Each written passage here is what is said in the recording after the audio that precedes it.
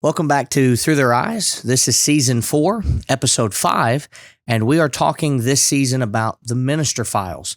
As a gospel preacher myself, I often find myself thinking, I want to know more about this subject from somebody who is experienced, whether it is years of experience or it's their specific field they work in. I want to know more, and so this season we have the blessing and privilege of having the opportunity to sit down with many men who are ministers of the gospel themselves, whether full-time pulpit preachers or even guns for hire, if you will. And it's a wonderful privilege to have another opportunity today. I'm Michael Clark, the Director of Operations here at the Scattered Abroad Network. I have with me, as always, Wayne Rogers, Director of Programming. And our guest today, as we talk about balancing evangelistic life, is none other than Matt Wallin. Matt, welcome to the program. Tell us about yourself. Thank you. Oh, great. Love to do that. It's always funny when you go somewhere and they announce you. I'd like to tell about our guest speaker, and sometimes they'll say, announce yourself. And I'll say, buddy, here we go. Yeah. So I work full time with House to House, Heart to Heart, and I have been working here for almost 20 years. This is our 30th year. So I've been here about 2/3 of the time since we've been around. And I married a girl I met in youth group when I was growing up. And we have 3 lovely daughters, twins that are 9 and a 6-year-old. And we've got our hands in a lot of different things. We are very involved at Oak Hill in Rome, where we go, and we flip some houses and we sell fireworks, and we had a dumpster company for a while. So we're just all in it. It's an adventure every day.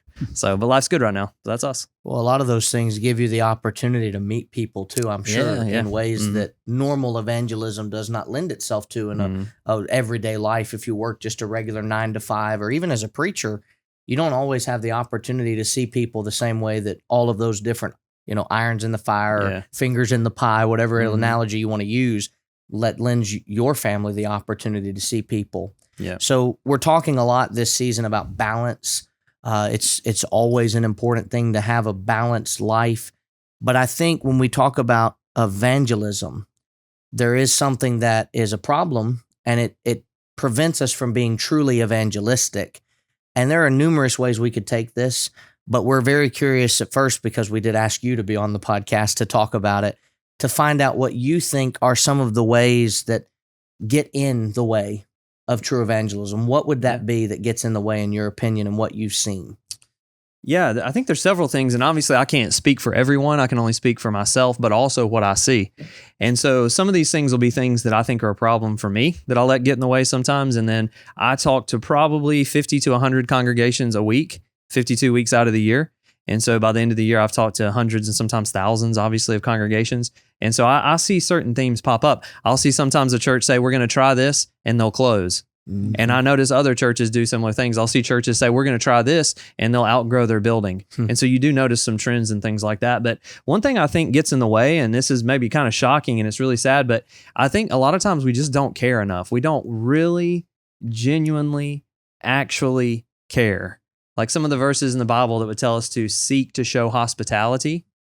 There's a difference between somebody calls and says, can I stay with you? I'm passing through. And the answer is yes. Which the answer is yes, if you guys ever want to stay with us, by the way. Got a Keurig and nice little bed down you there. Sold him. You got him once you said Keurig. But there's a difference in that and seeking to show it. A lot of people are inconvenienced by it, but may give into it. But going out of your way to look to help people, that's not as common as it should be among God's people. And so I think sometimes if you said, do you care about souls? People would say, well, sure. And I'd almost want to just say, well, prove it. Yeah. When is the last time you had a Bible study? Who is a prospect that you're working on right now? Do you ever break down crying as you drive through your city because you see church building after church building after church building? And wouldn't it be better if we had fellowship with them, but we can't? And they're not even interested at sitting down at the table. But then again, are we? And so I think really just a genuine care for souls is going to lead you to do what's right in that situation. So that's one thing that I see. Yeah, I think it's easy to talk about it from the idea of busyness. I think so often we forget that the early church had to be busy with their own lives too. Sure. And I've stopped using Revelation 2:10 to talk about faithful living, because it's really contextually, it's not what it's about. That's about being faithful even if you're going to be killed because of your faith. But when you look at the first century Christians, the early church, they knew what faithful living looked like because they grew as a result of what they did. And when you look at Acts chapter 2 and you think about verses 42 and following it, it's very easy to see that though they had to have what was their modern day hustle and bustle, and they had things that they were required to do, things that they were obligated to do, it's not the exact same as it is for us today because technology is certainly different. Our jobs are certainly different, but they found a way to continue steadfastly in the apostles' doctrine and fellowship, breaking of bread and in prayers.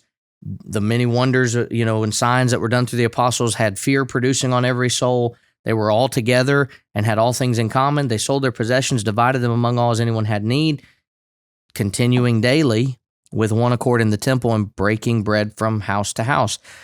I think we're in the house-to-house studios today, aren't we, Wayne? We are. And What a coincidence. I think that you're wearing a house-to-house, heart-to-heart shirt. Yeah, It's we almost that idea. like this is the verse that is the mentality behind what you all do here.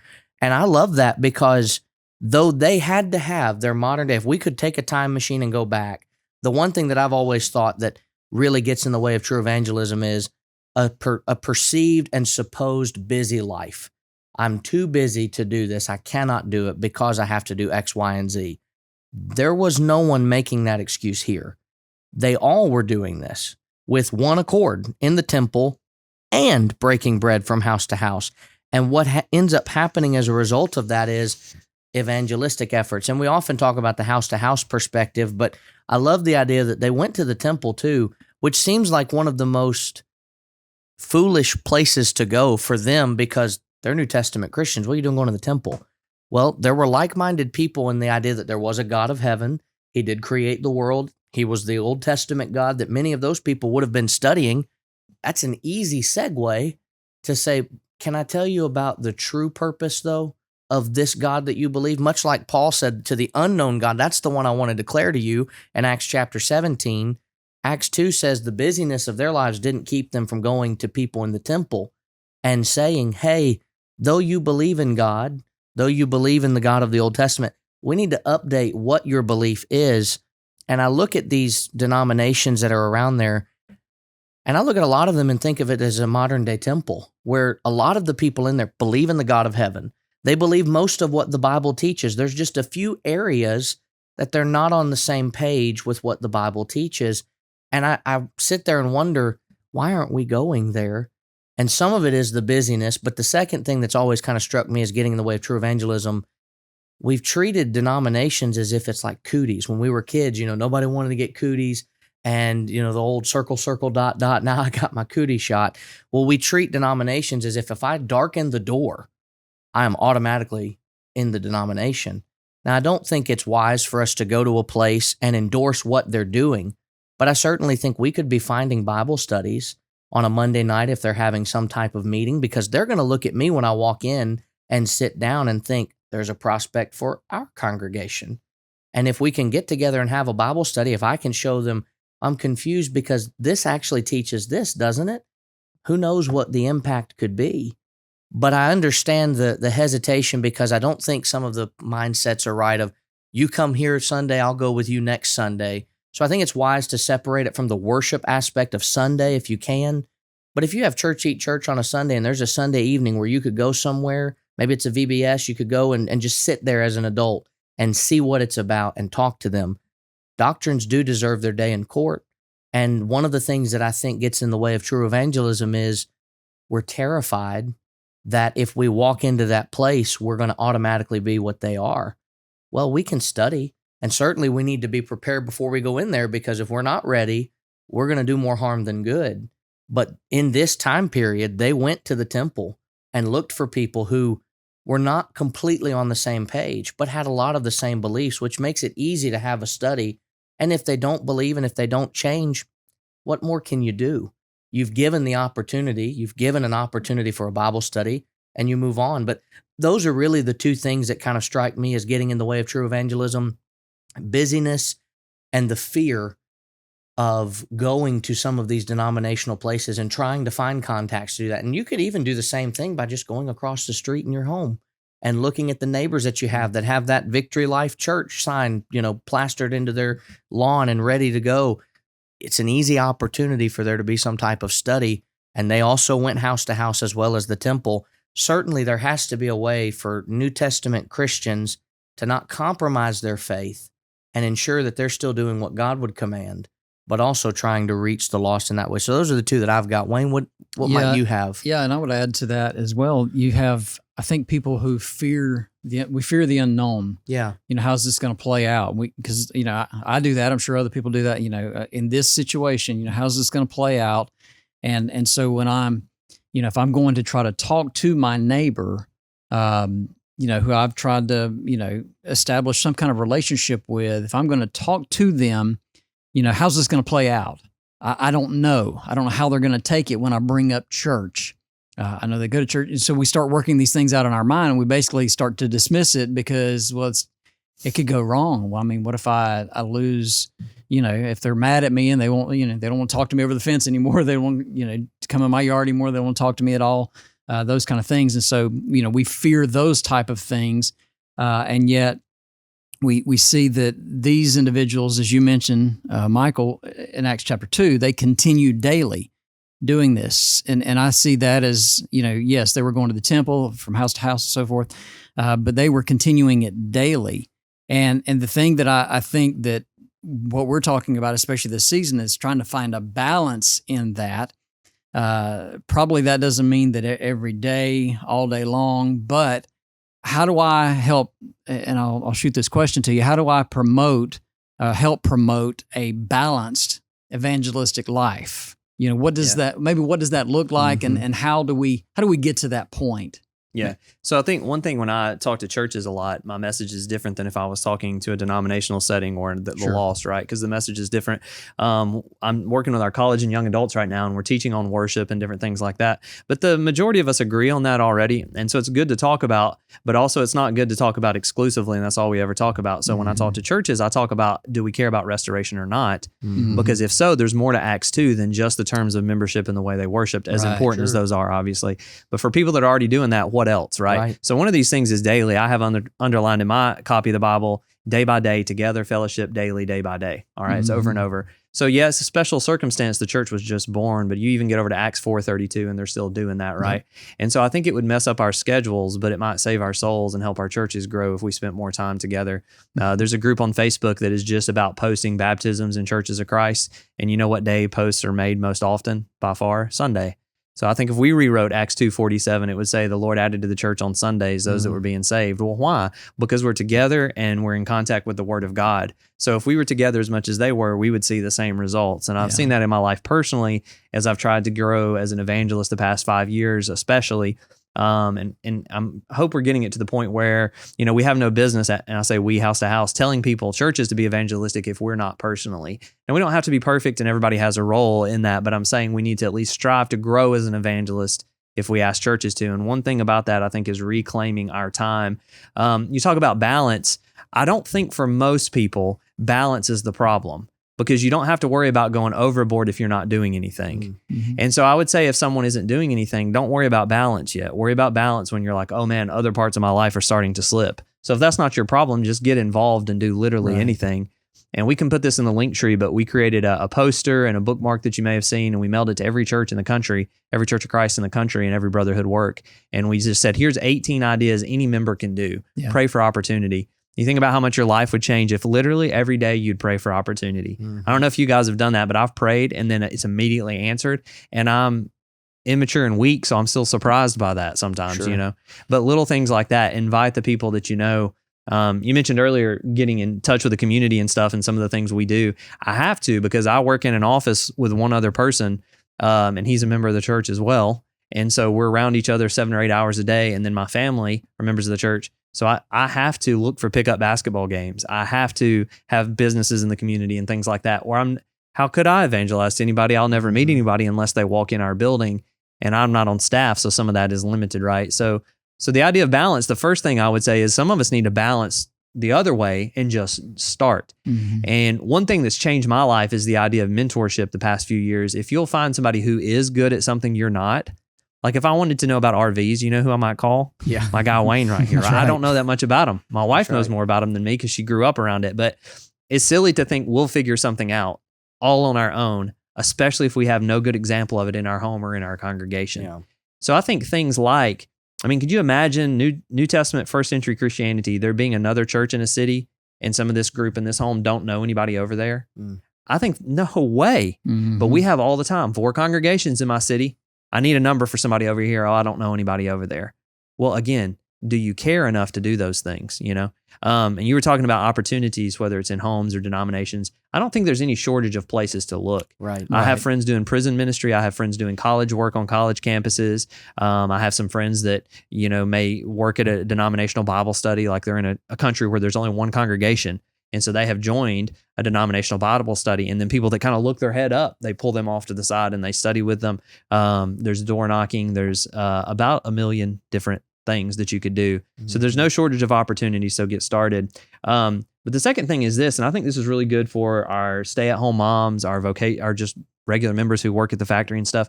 God knew that you were going to have a spouse. God knew that you were going to have kids. God knew that you were going to have a job. As a matter of fact, we're told if we don't provide for our family, we're worse than an infidel, than a heathen, right? So God knew you had to get up when the alarm went off and go to work.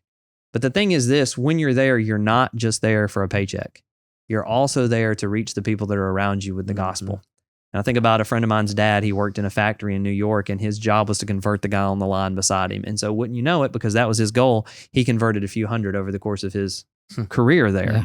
Well, that's the goal. So I would say to some of our members, and me included, remember, when you're talking to the person at the company on the phone, you're working with something, you're talking to the guy next to you, you're not just there to do a job, but to reach them as best you can, right? But God knew you moms who are homeschooling, who are staying home, or even who are working but have kids would do that. Your primary ministry is your family. So I think what the balance is, do something, but also remember, you can't do everything. If there were times when Jesus would say to a crowd, I have to leave for a minute, we can do that as well. The idea of doing it 24/7, we should, but we should also pray without ceasing 24/7, and we should help the widows and orphans 24/7, and we should study to show ourselves approved 24/7. But if you get down to the literalness of that, the logistics of that, you can't do all of it. Right. So like I know Dean Miller does a widowhood workshop.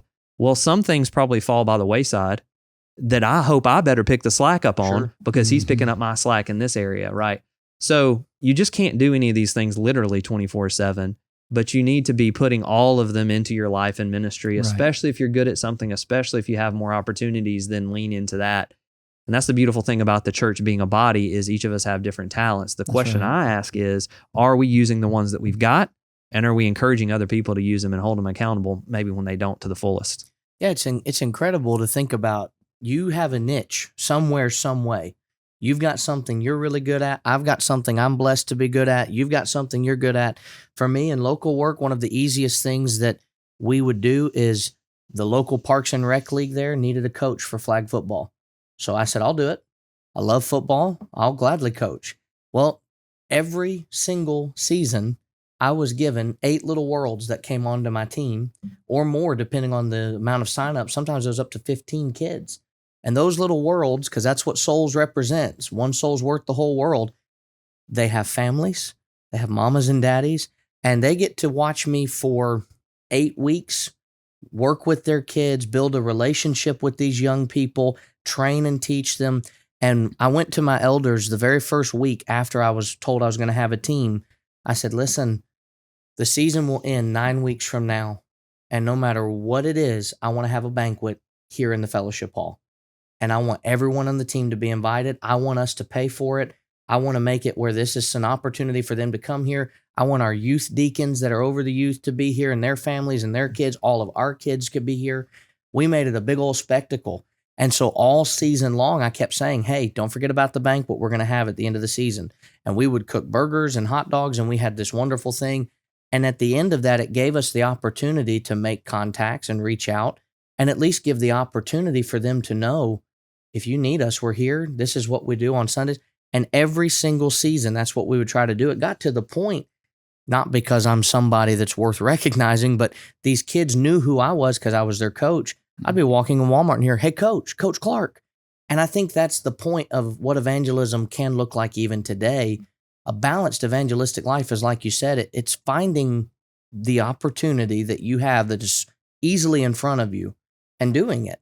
And whatever that might be, the responsibility that we have, I often think about Luke chapter 17 and verses 11 through 13, where the Bible talks about Jesus is entering into this village, And from afar off, there are these 10 lepers, and they call out to Jesus, who is afar off. And they didn't have social media back then to know exactly what Jesus looked like, but they knew it was him. They recognized him. Whether that was because they'd had prior experience with him in their community, whether that was people had described what he looked like, they knew that salvation had walked through the door, so to speak. And I often think about us as sources of salvation that we can bring by studying the Bible with people. Do people know who we are, though? When I go into a community to work there, am I recognized as someone that's Michael? He's a member of the Church of Christ that meets over here. Maybe they don't agree with me, but they at least know I'm a good person. We know elders are told they have to have a good report of those that are without, but we've often kind of pigeonholed that to elders and preachers. Members certainly need to have a good report too.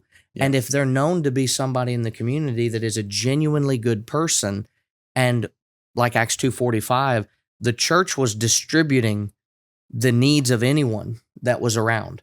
And we have the same mentality in Galatians 6:10, do good to all, but especially those of the house of faith.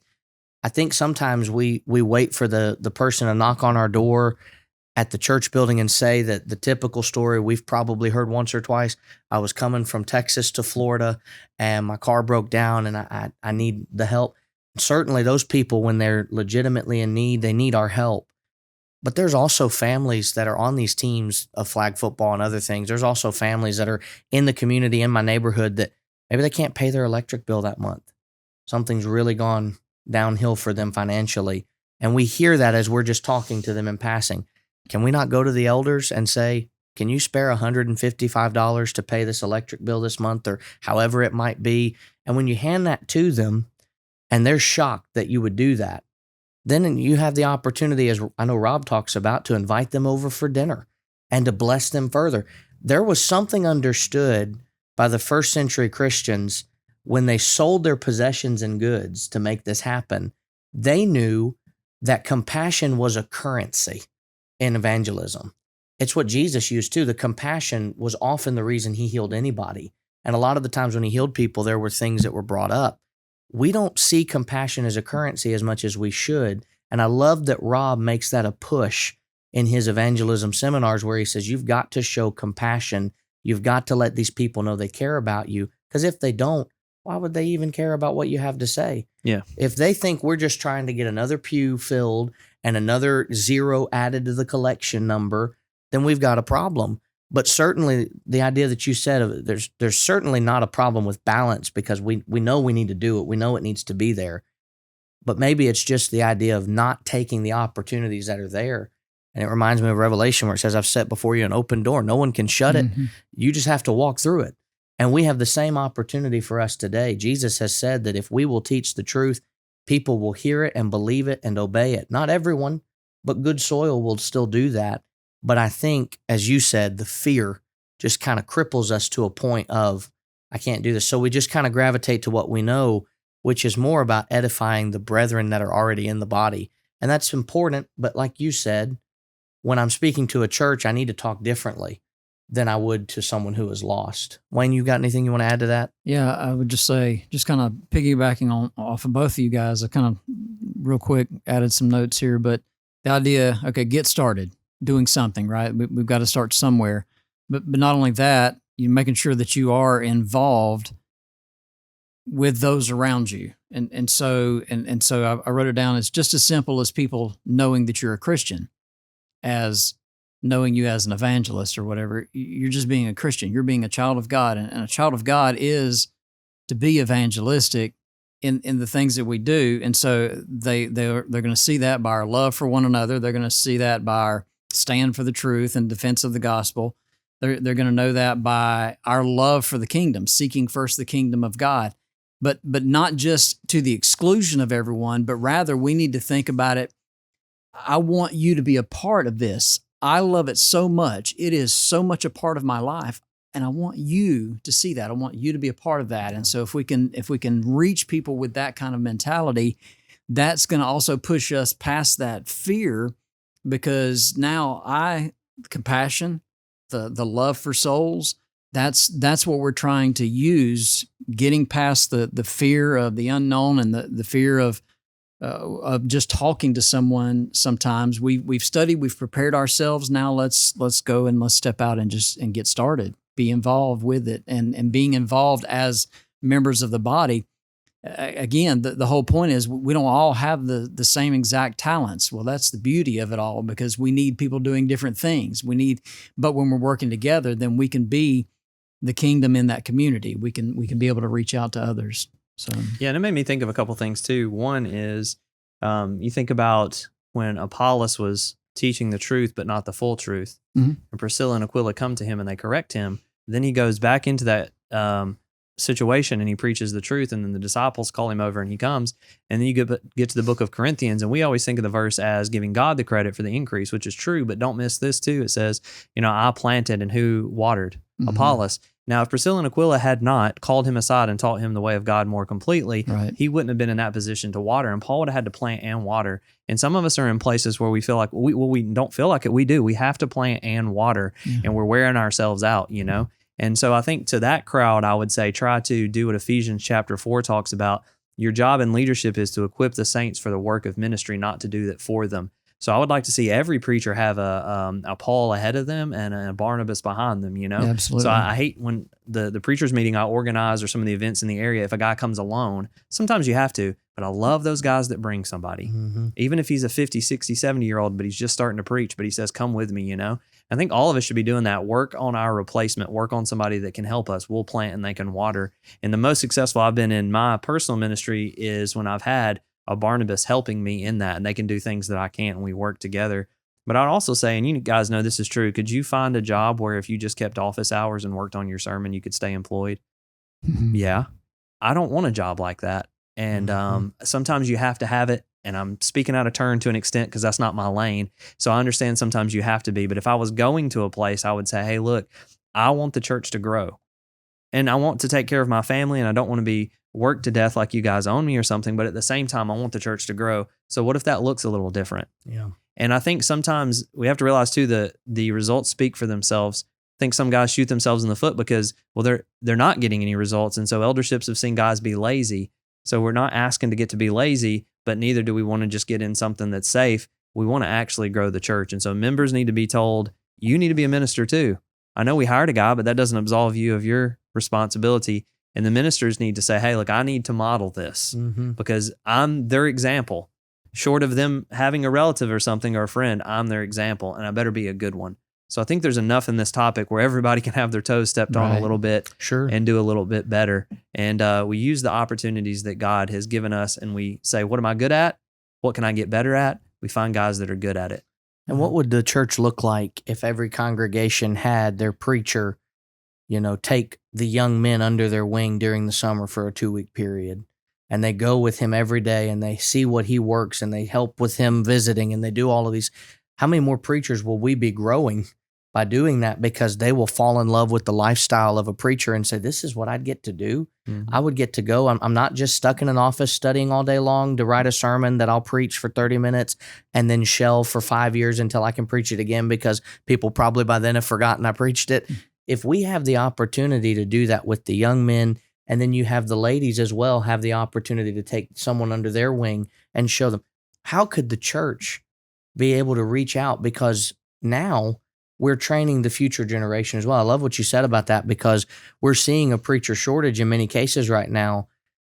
And, this is not my lane specifically, but it is something that I'm interested in with looking for preachers. It seems like in some cases, churches are more scared of losing men to preaching than they are concerned about the kingdom in other places continuing to flourish. And if I realize that man that sits on the pew for a majority of the Sundays, but he's an excellent Bible class teacher, he's an excellent song leader, he has a skill set, and if we would be willing to train him and let him go, what would the kingdom be able to do with another man like that out there full time? Yeah, I got an example. We have a guy in our men's group who just started taking Georgia School of Preaching classes and was hired as the associate minister by the church across town. So I think that's beautiful. Yeah, it stinks that he's leaving, but it's so cool for that church now. And everywhere he goes, he carries the starting point of that congregation with him, though. Right. And every good thing that he does will be benefited by them being willing to see that. So I've said this. We've got just about 2 or 3 minutes left. We're going to go over just a little bit here.